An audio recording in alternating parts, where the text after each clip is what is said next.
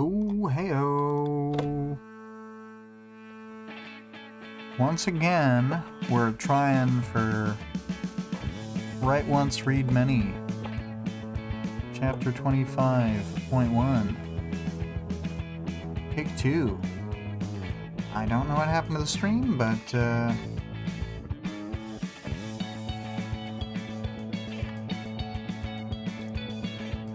we're going again, so we get to hear the song even another time, aside from all those times it looped. And this time, I'll remember to cancel it out at the end of it playing. I am going to give a few moments for Vic and Greg to return.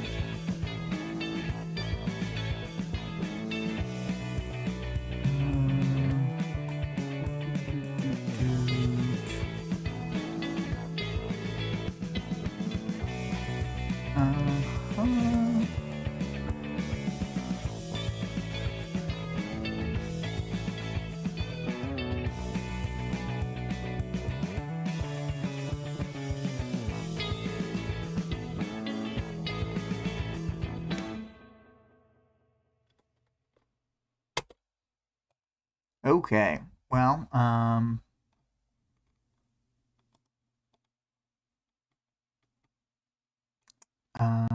okay, so,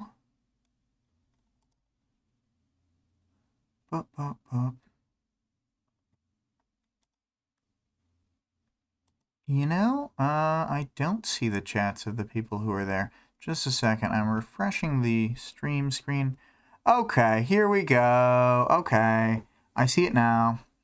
Yeah, it was not loading your chats, but should be good. Cool. I have very little idea what caused it to break, but I'm hoping it doesn't happen again.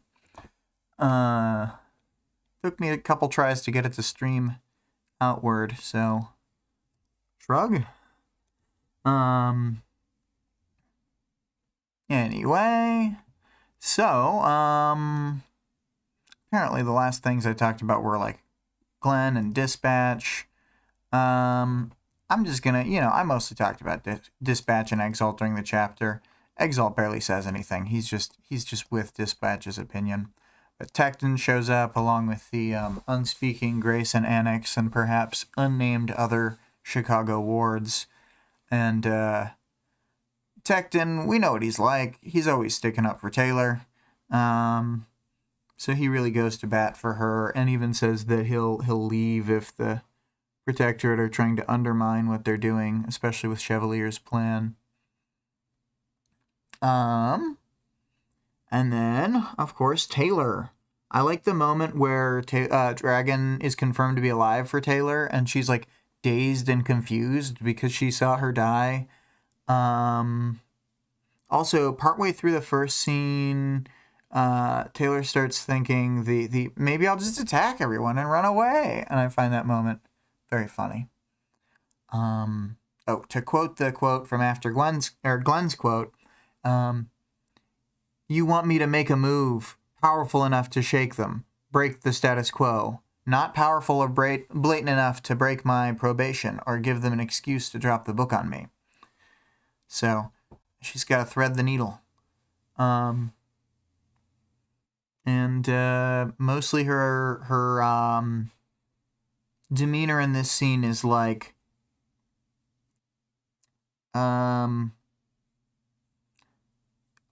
exhausted and alternating between like vindictive and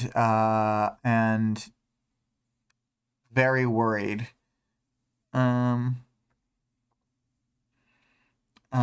Vic says that's why they call her Taylor, because of how she threads the needle. Oh, that's a joke from Voltron. Oh my word. What a nerd. You watch Voltron? But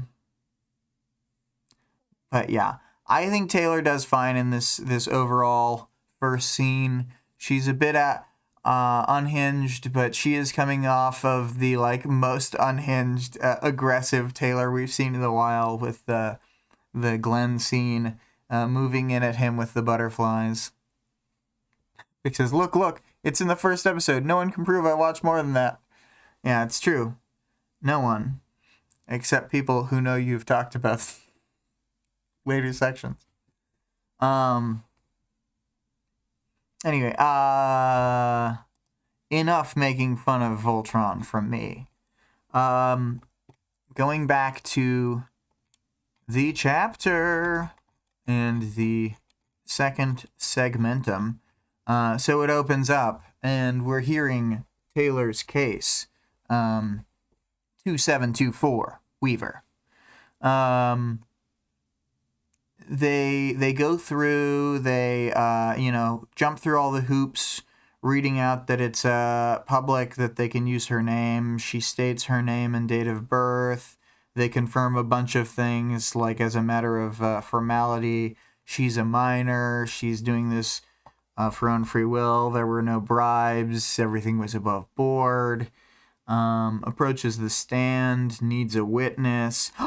Shock and, oh my god, Danny's here. So Danny is here, and he is the one who is vouching for her, even though he specifically said at the end of arc 22 that he wasn't sure what he was going to do. Charlotte was advocating for Taylor, but at least the first time, I wasn't convinced that Danny was gonna, agree to be Taylor's advocate to join the wards. I thought he might do something totally bananas and try and be on the side of, like, she should be in jail because it's safer kind of thing. Which, like, is it really safer to wait in a cage and die?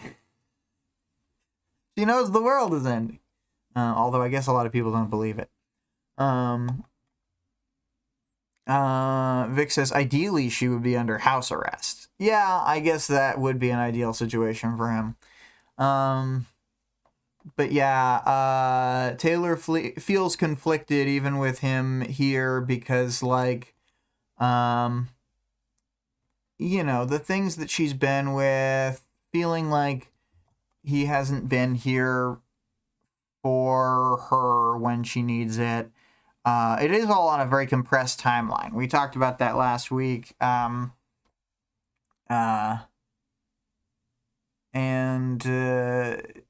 She yelled at him on the phone.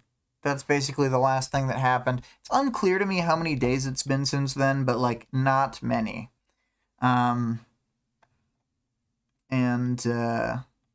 She has a strong emotional reaction to him. Vic says, now she'll have to fix their relationship. Ah! But no. We will know in a moment that she doesn't feel that way. So, they both testify that everything that's been admitted to the court is the truth to the best of their knowledge. She's worried at some points early on that something might get thrown into the mix to stop her from becoming a member of the wards. Someone might do a last-minute play or something. But she is granted the probationary member of ward status, and then they're like, now get out of here. We need to make space for the next case. Everybody cheers, but the committee members, as they're described, do not give one fuck.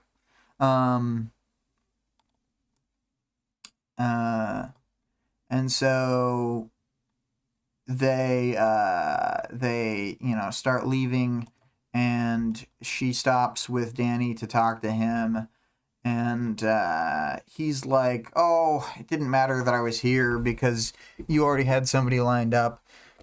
And then she's like, no, this means a lot to me, it's important. And then he asks if it's fixable, them, and then she's like, I don't like that. Fixing. And then she says how she can't fix them or society. It's impossible. And then this has really got Danny dejected. And then she starts getting all philosophical on his ass. Things change. Destroy them. Rebuild them. You're just causing change. isn't it okay if we don't try to go back to the way things were? I think Taylor is overall, like, in the right in what she wants, but the way she's describing it to him is rather sad for Danny. He questions, "You don't want to be a family?" And then she's like, no, that's not what I'm saying. You're not hearing what I'm saying. And I think I'd better just keep quoting it. "I do, but we tried to go back after the city started to rebuild. It didn't feel right. It was nice, but we were playing roles. And there was more stuff unsaid than said. Lies, unasked questions. Kind of unhappy at the root of it, you know?" "I know." Oh, Vic's spitting all sorts of things. Hopefully the part where she said she didn't make the costume didn't come up here under oath. Yeah. Or that she made the costume before she was told to get rid of the bugs. Whatever. As if this wasn't all Taylor's fault. What was Danny lying about? Oh, my fault. The Danny's lies were like his feeling like the genie had been put back in the bottle once they were back together, if anything. But it was more lies on Taylor's half. I would say that the lies were Taylor, the unasked questions were Danny. So maybe it's a dichotomy of lies versus unasked questions. And indeed, unhappy at the root of it. So yeah, they sit in the hallway where there's benches, because there can't be benches in a courtroom, only chairs, and there have to be benches in hallways. This is the way of things. They see Revel down the way with the Chicago wards. Danny is sad that she's going to be in Chicago and how it's a big deal, and then she's like, "But the internet, emails, we got the video chats." Vic says, "Benches are just so much easier to draw." Which, I mean, that makes sense to me. And then, Danny offers to see her at the headquarters before he leaves for Brockton Bay and hopefully pick her up some stuff.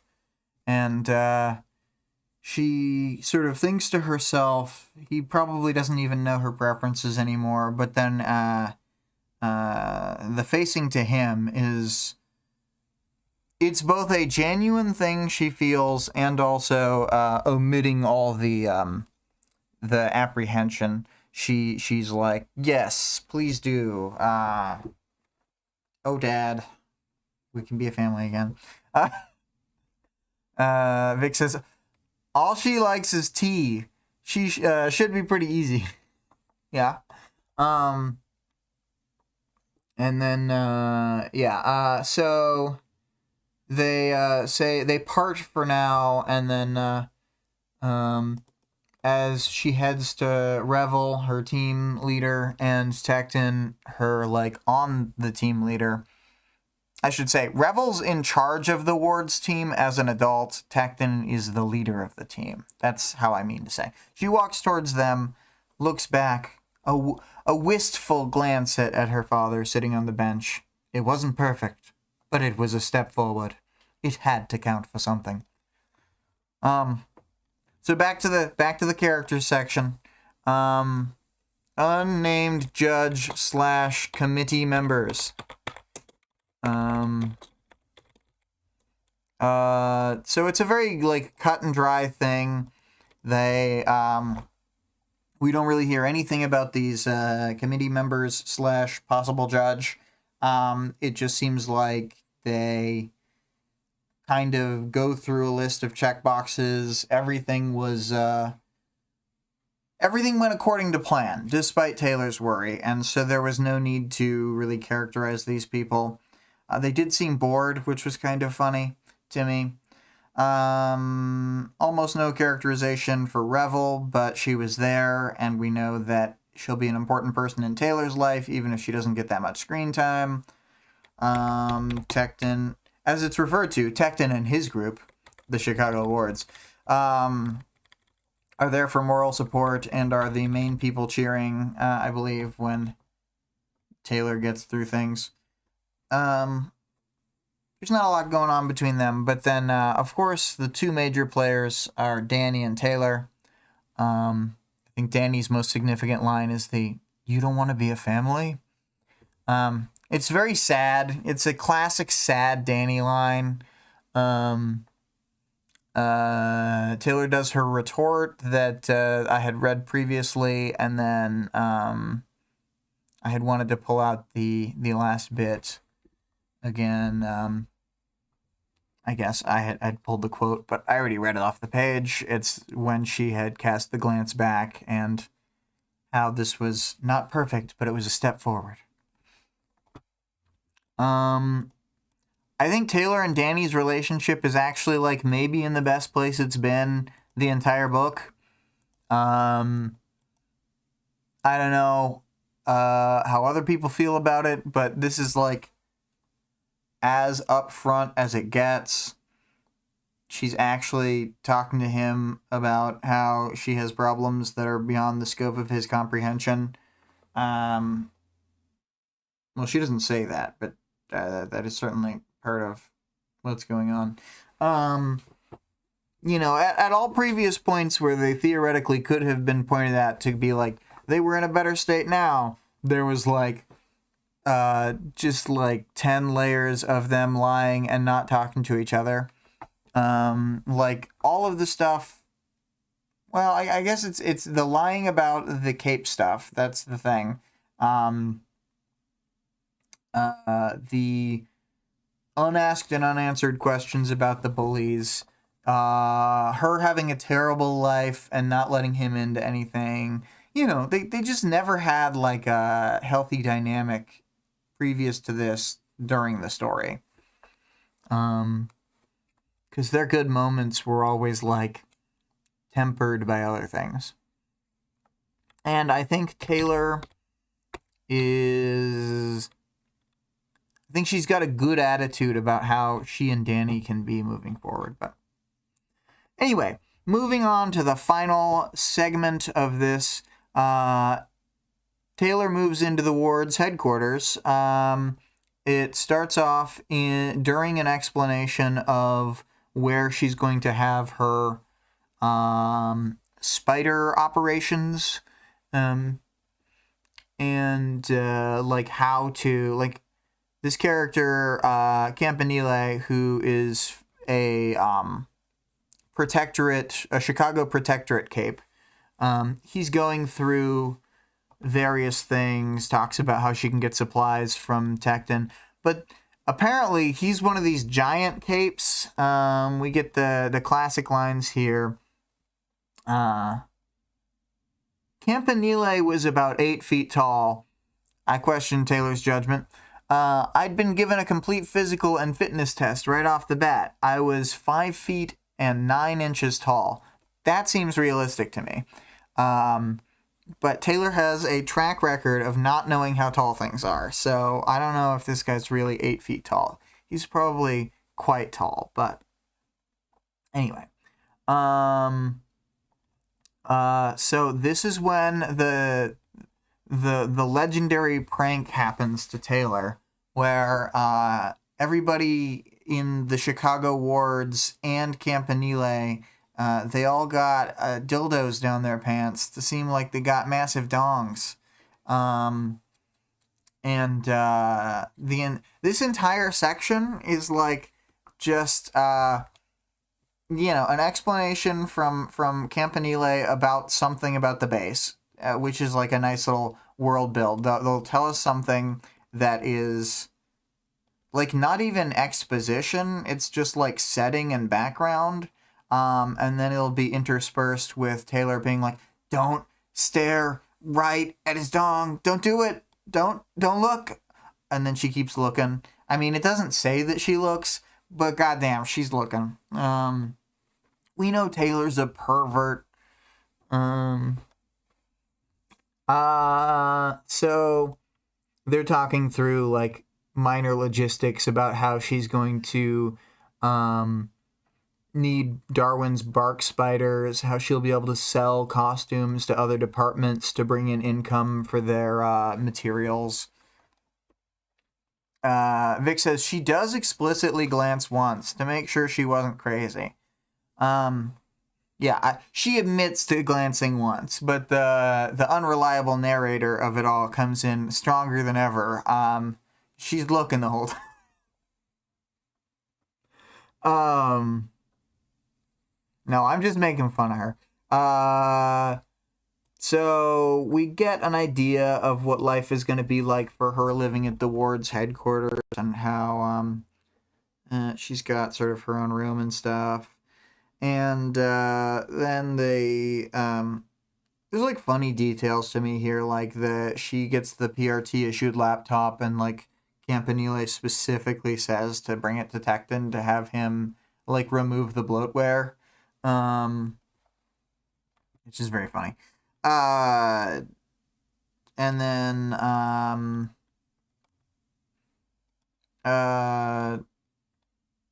so we sort of get to the point where they go in and meet the other wards, and this is when she realizes that the prank is happening, because aside from Wanton and Annex having the, I guess Wanton, Annex, and Golem all having like the similar Campanile dildo down the pants, Tecton just has his power armor on and has like a buffed out crotch piece, as it said. And then Taylor's, she's instantly on the side of laughing, but she doesn't give an expression. She plays it super cool. And then the longer that she waits without making a reaction, the more everyone's uncomfortable. So she counter-pranked the prankers. It says, Annex seemed to get more and more uncomfortable. I made eye contact and maintained it as he squirmed. And Wanton gets mad at Annex for breaking too early.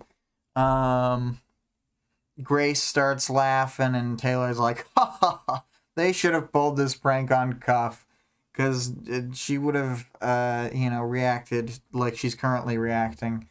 Cuff is mortified by the proceedings. And Taylor's trying to assure them that she finds it very funny. They're all like, oh, and Golem's like, I was afraid you'd flip out. Tecton admits it was a terrible idea, and then as they're all parting ways, then Grace is pushing Theo to do something he doesn't want to do. It's unclear for a moment, but then suddenly, which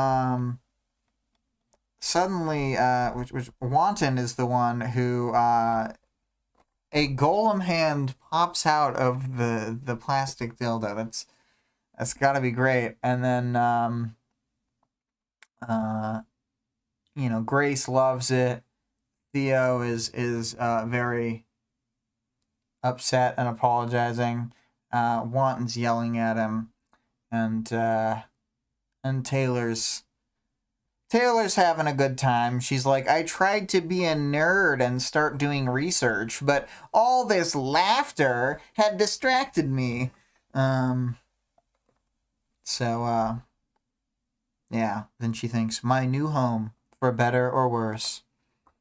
And even though I sped past that portion was actually longer in the text than the very brief courtroom scene. Oh yeah, I forgot to pull this, mention this quote I pulled during the first section where it's about Director West. I met his eyes again. I could see the hate. Because, sometimes you gotta let the hate flow through you. So, as far as final chapter thoughts, I guess I'll combine it with what I said about the arc stuff. A lot of ground is covered in this chapter. It solidifies Glenn's plan and Taylor's commitment to it. It sort of it gives us a little bit of a reset point with Taylor and Danny where they're talking again. Like, it doesn't undo anything. It just gets them back to a point where they can kind of honestly talk to each other about her life, I guess. And probably she's gonna leave out a lot of stuff still, but you know. And then I thought her becoming like actually integrated into the team was good too. She's not just like technically on the team. She's like a part of their group. And it especially works because they hadn't been a team prior to the Behemoth fight. So she was with them, leading them on their very first outing. And then, what do we got? Yeah, I just think that this is like the arc starts and this chapter is like sprinting forward the whole time, which will continue to be the case with all the other chapters, basically, of this arc. Let's go to characters for scene 3. The Campanile, there's an extra entendre, not just double, because there's probably already 2 aside from this, but the extra entendre is because his name is a type of freestanding bell tower from Italy, so, like, I don't know, you tell me that it's just a massive straight line sticking up into the air. Who knows what that could make people think of. So I think he seems like a interesting kind of funny guy, because he was willing to play along with the teenager prank, and he really did seem pretty welcoming to Taylor, even though, as we've seen, a lot of Protectorate capes are kind of stuffy about the fact that Taylor has a checkered past, that she keeps killing PRT directors. Big deal. But he doesn't care about that. Tecton, I think the fact that he both put in a bunch of extra effort to be part of the prank and then was immediately like, I'm over it. I thought that was kind of funny. This has all gone too far. And then, Annex, we keep seeing Annex as a prankster type.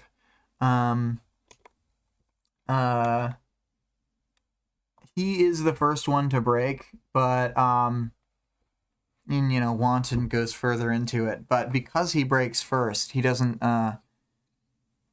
end up at the bad end of Grace. Grace, of course, we see she is a rowdy teen and is able to easily peer pressure Theo into, putting his hand into Wanton's pants via powers. Boop, boop, boop, boop. And then, Wanton, as we can see, doesn't like being on the other end of a prank. He gets quite angry with Theo. Cuff has about the personality we'd expect from her timid, mouse-like nature on the previous chapter. I would say Cuff is what Vic would call a beta, and that she has a lot of similar personality traits to, say, a Sundancer. Although since she has natural power rather than a vile power, then her power relates back to her personality more, and I don't know what it says about her that she is a physically strong bruiser that gets up in your face with her metallokinesis. Vic says Cuff's reaction would also be mine. So you're saying that you yourself are a beta? Vic then goes on to say, I just hate all the characters that remind me of myself. Oh, sad. but also funny. Yeah, I think they've got like a fun group dynamic. The six of them and Taylor. Nymphic says, I just hate betas, okay? And then the least beta of all, Taylor, is there, and as I say, even she is swept up in their momentum. She's having fun. She's doing counter jokes. We're glad that she got like the most well-adjusted group of wards to join, and not a total gaggle of freaks. I know they have Grace on the team, like Grace and Wanton, but these guys are like very low on the like acting out scale. Vic says she just ended up in like a really positive leaning group. Yeah.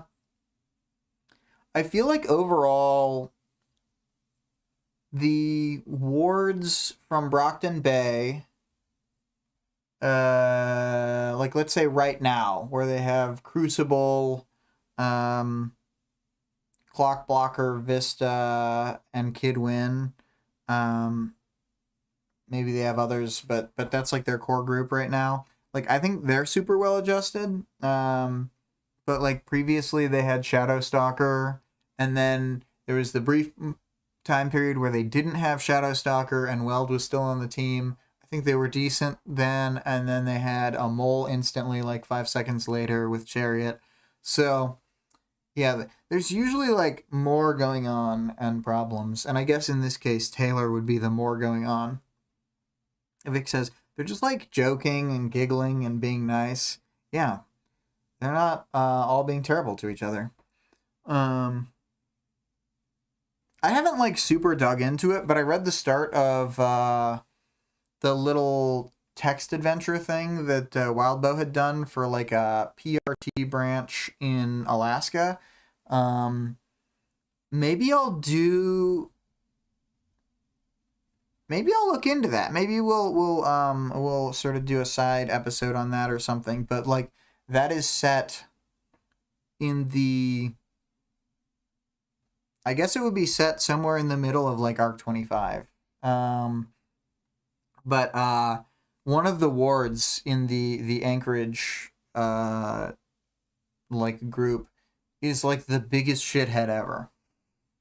I only read far enough to know that he is super annoying and sucks. To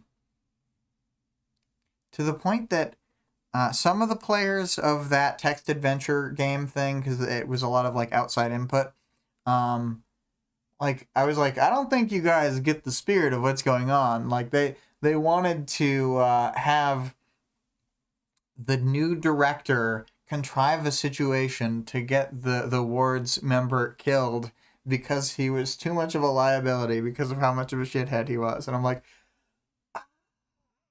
I guess I can see someone being corrupt enough to do that, but I don't get the vibes that the new director is like, I want to murder one of my subordinates who's under 18.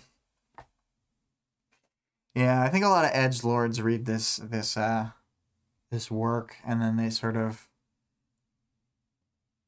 bring stuff like that to the table.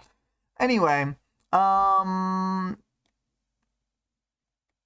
I don't know. I think I'm now that I bring it up, I'm actually interested in doing some stuff around the PRT quest deal. Vic says it's because of the bad trigger warning message on the front page. It gives edgelords the wrong impression. This ain't your grandpa's superhero story. This one is rude and crude. Yeah, it does give off a weird impression, I know. Do I have anything more to say about Taylor in this final segment of the chapter? No. Oh, Vic. If you're someone who gets triggered, don't read this. Yeah,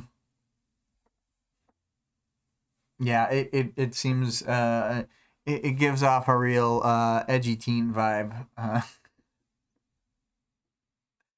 Oh boy.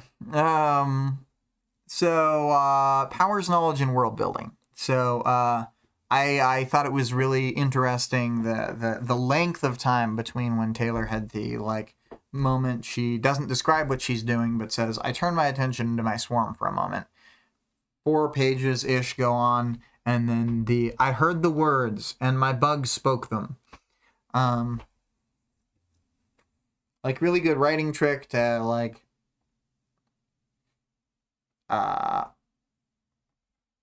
kind of play with our expectations for the middle part before we know what's happening, and then like, classic good use of powers, and then what was the other thing? It was oh yeah, I pulled out this section. This space was for vehicles, but Stardust graduated 3 years ago. Died a year after joining the Protectorate. We've been using it for storage, or for storing paperwork, and your moving in was a good excuse to get some things sorted out. Your workshop. And so I had written that capes drop like flies, and sometimes it's addressed directly by characters, like when Vista thinks about it, or when, like, Taylor and Gru are like, can you see a future for us? And all that stuff. But, like, most of the time, usually, it's just compartmentalized until it spills over, or someone's, like, trying to think about what their life will be like in the future, and, like, can't imagine it.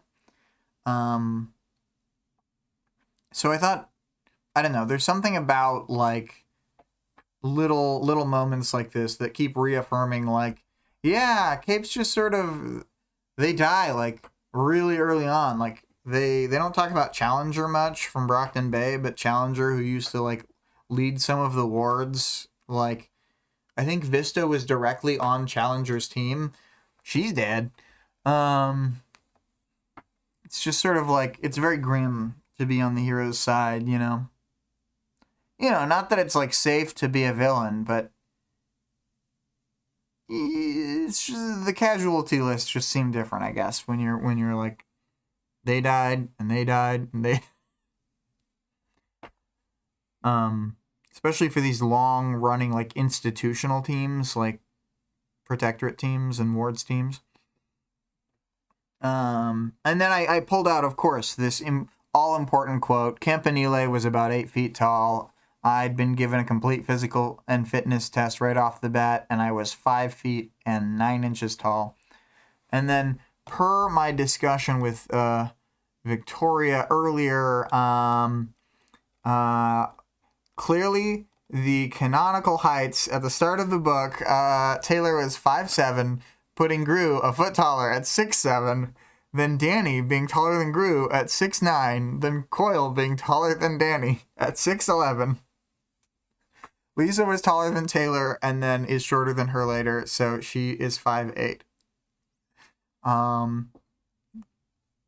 No, I don't actually believe all these characters are so stupendously tall. I think when she was like, Gru's like a foot taller than me, she meant that he was like 4 inches taller than her. 6 inches taller, because then they'd put him at like 6'1". And then even if Danny was taller, he'd be like 6'2", and that's fine. And if Coil is 6'3", that is quite tall, but believable. I just find these heights, these other height numbers, to be redonkulous. Anyway, skipping in to the old audience participation question. You know what? No, I should do a little bit more world powers, knowledge, and world building. The world building around showing the committee hearing, both the first director's thing and then the, like, official court thing, pretty cool. And then, like, the casual stuff thrown out there while Campanile was familiarizing Taylor with living at the ward's headquarters in Chicago was pretty cool. I mean, some of that stuff was just like boilerplate information to go along with like the funny scene that was happening, but because it was intercut with the comedy, I thought it was quite good, and I am glad that we know a little bit about Taylor's living space. We've learned about all her previous living situations, so it makes sense that we would keep comparing them here to, say, her cell, the loft, her lair, her dad's house, you know, what have you. Anyway, or as M would call her dad's house, a concrete hovel.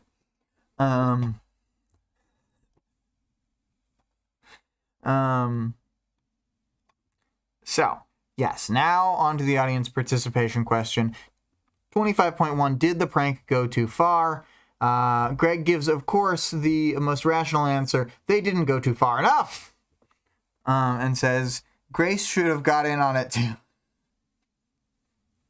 Yes, Grace should have used her real power, peer pressure, to force even Cuff to join them. The entire team. Vic says, I agree with Theo that it's a bad idea to haze someone who triggered from bullying. Lemmafoul. And Taylor totally fumbles this interaction by not laughing at any point. It starts out funny, and then it's incredibly awkward, where she's like, that was so funny. I'm so cool. I think that part is hilarious. I think she is totally getting their ass. And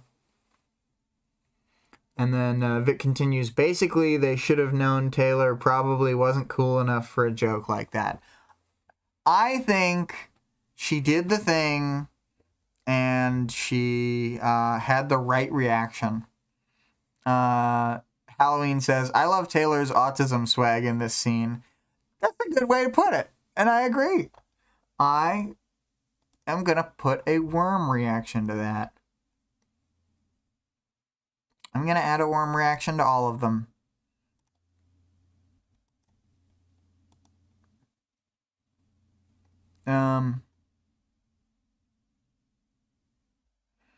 Because Theo was right. It was a bad idea, even though it worked out.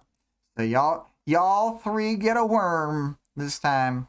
And then, to put in the next week's question, this is a little garbled because I was sort of joking when I put it together haphazardly.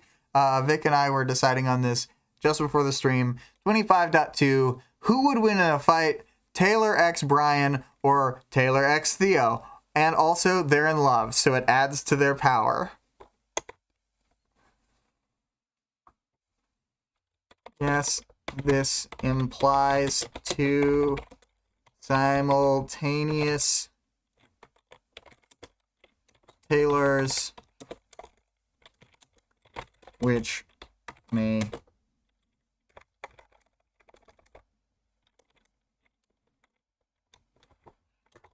yes. I'm just gonna go with that. All right. Well, I hope everybody had as good a time as I did. We'll meet again next time. As was before, this arc shall be covered by the song Crushed by our good friend ScarlettXOX. You can find her work at twitch.tv/Scarlett_Rogue. Our Discord server can be found in the links in the description of the stream and the channel. Our Discord server can be... The author of the work being discussed can be supported on Patreon at patreon.com/wildbow. The full text of the work is available for free online at parahumans.wordpress.com. There is also a fan-made audiobook of the entire work at audioworm.rain-online.org. And, there is a related yet unrelated channel, Plebeian Reads, that is Vic's new actual books channel. The spelling for that is PLEBEIANREADS. Plebeian Reads. And so far there are 3 videos. Greg said cheers for the stream. Cheers to you, Greg. Goodbye, everyone.